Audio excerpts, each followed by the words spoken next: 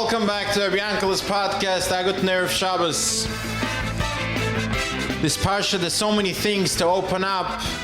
From Yaakov Avinu's going to learn in Yeshivas Shem Ve'eva for 14 years, where incredibly we see that there he was not afraid of Esav hurting him. With many deep ideas, we'll quickly mention one. Esav knew that had he walked into the Beis Medrash of Yeshivas Shem Ve'eva, the incredible influence of the Beis Medrash of a Makom Torah would prevent him from killing Yaakov. And so forth. We see incredible things throughout the Parsha, with Yaakov's dealing with Lavan, with Rachel and Menu's incredible acts, and so forth and so forth. But we will deal today in one specific one. Rachel and Menu is an akara like the other Imos.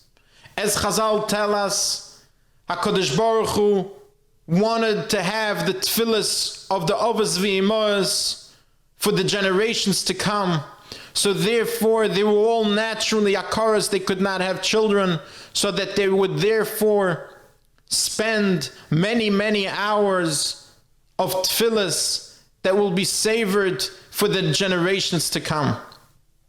Rachel Amenu davens tefillah after tefillah after tefillah, and her sister Leah has children. Bila and Zilpah each have 2 children, Shiftei Ka, but her tefillahs were still not answered. And in her pain and agony, she cries out to Yaakov Avinu and tells him, "You need to daven for me, v'im ayin meisa anoichi. You need to give me children, and if not, I am kemes." And of course, Chazal tell us, because someone who does not have children, nechshav kemes.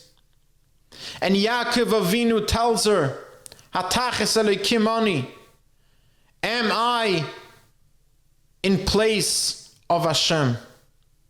And of course, Chazal tell us that this incredible answer has incredible depth to it. Yaakov Avinu saw that his tefillahs were not being answered. Yaakov Avinu saw that even though he was davening, as the Ramban tells us, of course he was davening for Rachel to have children, his tefillahs were not being answered. And he realized that the reason his tefillahs were not being answered is because he already had children. His level of tefillah, his level of pain in his tefillah was not strong enough to poil Yeshua for Rachel Imenu. Not only that, but Rachel Imenu's tefillah was not strong enough because she relied on Yaakov's tefillah. Yaakov Avinu realized that the only way the Yeshua could come, that Yosef HaTzadik should be born, that Binyamin should be born, is only if Rachel Imenu will reach a level of desperation of not relying even on the tefillahs of Yaakov, and then her pain, her tefillah, will bring the salvation, will bring Yosef HaTzadik, Mashiach ben Yosef, will bring Binyamin where the Beis HaMikdash is, and so forth. However, we don't understand the levels, we can't even start to grasp the levels of Kedusha that the Avos v'Imos had. But Chazal do tell us that for that language, Yaakov Avinu indeed was punished. For saying Atach Selekim Ani, for not responding to her pain. That was uncalled for. Even though at the same time, Chazal tell us and teach us that Yaakov Avinu not only had the best of intention, but indeed he was correct in knowing that the only way the Yeshua would come is if he pushes Rachel to not rely on his tefillahs. If he tells her exactly these words and shows her that she needs to daven on her own without him, still, the fact that he caused her that pain was cause for punishment. Reb Yankele tells us, of course, many times we find ourselves in positions where we know we have a mitzvah to do, and therefore the end justify the means. But the Torah here tells us otherwise. The Torah tells us no matter what the ends are, we always need to be careful about what the means are. Because many times, as indeed we see in this parsha, Eliphaz also wanted to be Mekayim the mitzvah of Kibud Aveim. But his mitzvah of Kibud Aveim would have ended in the murder of Yaakov Avinu. Of course, we find ourselves a lot of times passionate about a mitzvah, and we need to be passionate about mitzvahs. But as long as we take into account the people around us, we cannot discuss this parsha without discussing the chinuch of Yitzchak. Eliphaz, the son of Esav, comes to kill Yaakov Avinu. And the Torah tells us, Yaakov Avinu is not dead. Why is he not dead?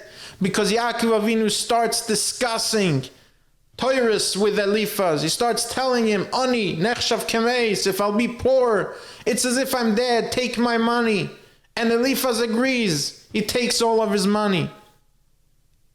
But what does Rashi tell us? Because he grew up B'cheikoi shel Yitzchak, on Yitzchak Avinu's lap. Yitzchak Avinu didn't send him away. Yitzchak Avinu didn't say, Esav, Eliphaz, off the derech, we're not talking to you. Yitzchak Avinu brought him up on his lap.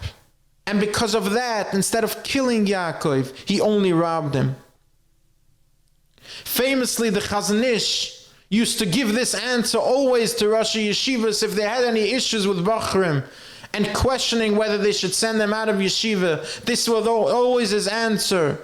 It's better that we should end up with someone who will rob people and not kill people. We have to be careful when we're mechanech our children, whether it's in yeshivas or at home, making sure that we remember b'cheiko shel Yitzchak. We keep them in our lap. Of course, there is a small doich and yamin mekarev. Chinuch has incredible detail to it, and we need an immense siyata d'shmaya to succeed. But we need to remember b'cheika shel Yitzchak. Even when we do the small doicha, it needs to come with the yamin mekareves. It needs to come with the voice of love, with the voice of passion, with the voice of b'cheika shel Yitzchak. Especially when it comes Shabbos, when we have the opportunity to sit down with our children, to talk to them, to do that yamin mekareves in a time of Shabbos, of Bas Shabbos B'Manuch. May we all be zoiche to see nachas from our kids. Gesundheit. Have a wonderful Shabbos, and thank you for joining me today.